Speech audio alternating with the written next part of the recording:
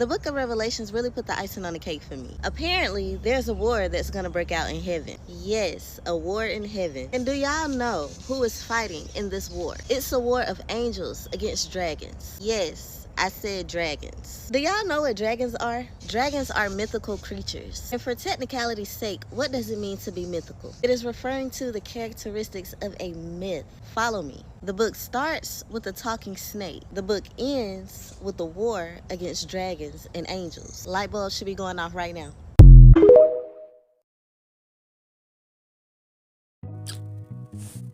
Alright, Shalom. All praise to the Most High Yahweh by Hashem Yahushai, by Hashem Rikakodash. Double honors to the apostles, the elders of the millstone who were well.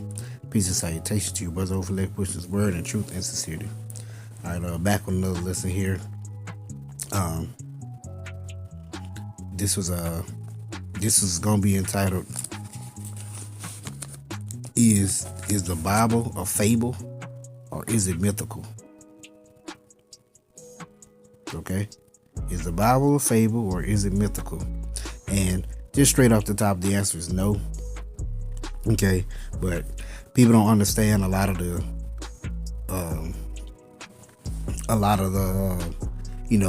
the different euphemisms, different terms, and different things that are used. They are, they have a certain meaning, and when she has no understanding of what they are, it seems crazy. And that's all that's going on here. She has absolutely no understanding of the scriptures, and we've seen this one before. Okay, she's made a great noise for herself and amassed a nice following, just going into the fact of her so-called debunking the Bible. Okay, but she has absolutely no understanding of it. Okay, so first of all, let's grab this here. So she says that there's apparently a war in heaven with angels and dragons. All right. So she has no understanding of that. So let's grab that. And I already know where she's going with that and what scriptures we get with that. So let's get it. It's Revelation chapter 12, and let's see, where is it? Verse 7. Revelation chapter 12, verse 7. It says, and there was war in heaven. Michael and his angels fought against the dragon, and the dragon fought and his angels. Now I'm gonna stop right there. First of all, this is a future prophecy. This is going into, when basically when Yahushua returns, and the people, these people are going to fight or try to attempt to fight the Lord.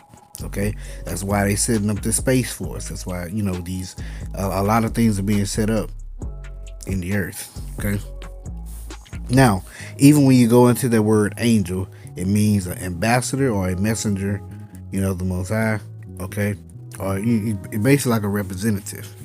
Okay, so Michael and his angels, represent Yahushua.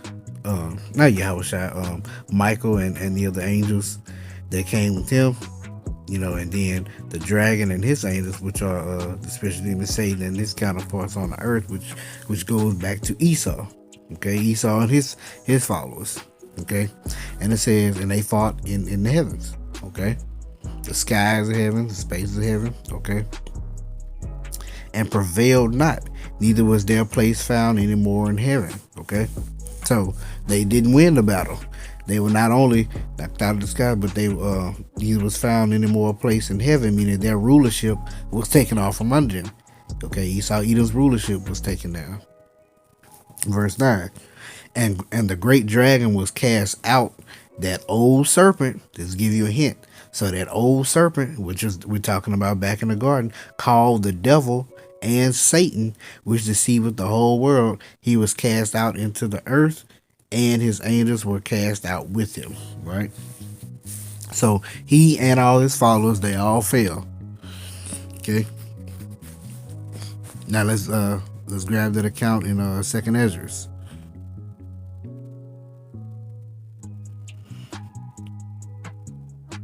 Because there's going to come a time when Esau is going to be knocked out of power or knocked out of heaven, and he will not rise again. Okay. It's second Ezra chapter 13, verse 5. And after this I beheld, and lo, there was gathered together a multitude of men out of number from the four winds of the heaven to subdue the man that came out of the sea. And the man that came out of the sea was Yahushua. The men that came, the multitude of men out of number that came from the four winds of heaven, meaning they came from all over the earth, from the north, south, east, and west to fight Yahushua. But I beheld, and lo, he had graved himself a great mountain and flew up upon it. Okay.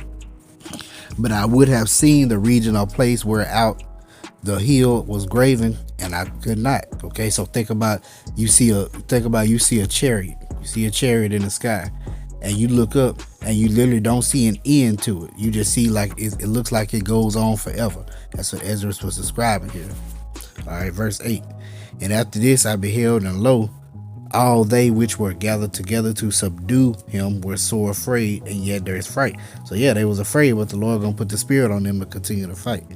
And lo, as he saw the violence of the multitude that came, he neither lifted up his hand, nor held a sword, nor any instrument of war, but only I saw that he sent out of his mouth as it had been a blast of fire, and out of his lips a flaming breath, and out of his tongue he cast out spark and tempest. And they were all mixed together, the blast of fire, the flaming breath, and the great tempest, and fell with violence upon the multitude which were prepared to fight, and burned them up every one, so that upon a sudden of an innumerable multitude nothing was to be perceived, but only dust and the smell of smoke. When I saw this, I was afraid. Okay, so Yahushua, he's not coming back with a sword in his hand, getting down and doing, chopping niggas up like Denzel was on what was the name of that movie? That post-apocalyptic movie. Was it The Road? Man, I can't even think of the name of that movie. Anyway, Yahushua not coming down and getting down, chopping niggas up with the sword like Denzel was on the Book of Eli. Okay, and he said he neither lifted up sword nor instrument of war. All right, because he's gonna get a command and it's just gonna be done. Okay, but that dragon, that old serpent goes back into that garden, which is that, goes back to represent Esau. Alright. But she has no knowledge of what the dragon is, what the serpent is, what the war in heaven is, the dragon and his angels fighting. She has no clue what that is. Matter of fact, let's look at that word mythical.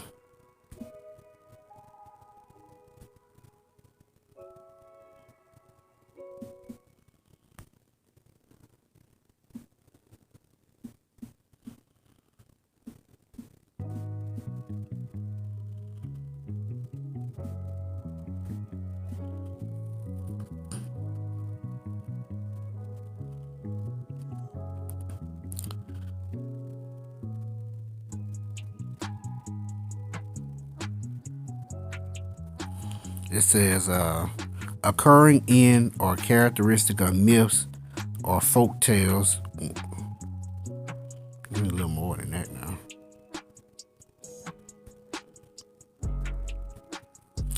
Based on or described as in a myth, especially as contrasted with history, existing only in imagination.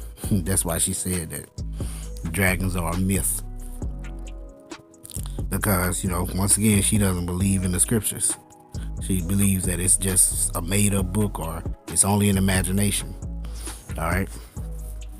But once again, it has the secrets or the mysteries of these things have to be given to you. And if it's not, then everything is going to sound crazy to you.